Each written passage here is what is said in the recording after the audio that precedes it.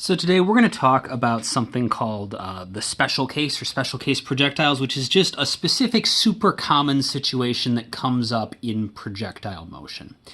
And we're going to use this to do a couple things.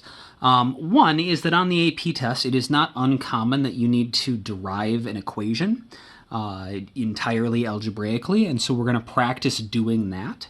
Also, just as you're doing your problem solving in the problem set, that is something that you might need to do for various situations, and so that's a skill we need to develop. Also, although it is unlikely that you would be asked to solve a problem of this complexity mathematically on the AP test, unless the entire problem was dedicated to deriving the equation in the first place, because this is such a common situation, there are some relationships that we're going to observe and some patterns that happen with these projectiles that you do need to be aware of conceptually, because they would definitely be fair game on the AP test, even though you wouldn't necessarily be expected to mathematically be able to solve exactly what's going on. There are some patterns and relationships that you need to know.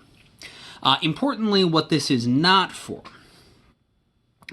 is for you to use the equation we're going to get as a shortcut for you to just do your homework really fast and turn your brain off. And if we have like an open notes test, for you to not really think about or engage in what's happening on the test. The equation we're going to come up with, I think it's in your textbook. Certainly it's online in various places. And yeah, when you get a problem on the problem set that uses this, I suppose you could just pull the equation out and just slap some numbers into it and get the answer.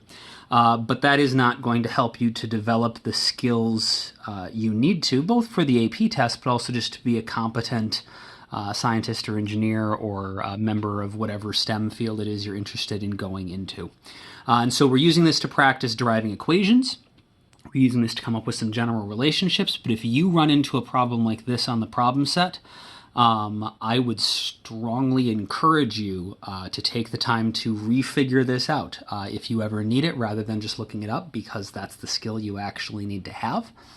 And be aware that if a test question asks you to derive this equation or something, and you need to show your work, if you just spit the equation out, that doesn't count as showing your work. You have to start from what we call first principles, which is either basically equations that are on the AP sheet, AP equation sheet, or things that are just really super basic fundamental definitions like velocity is displacement over time.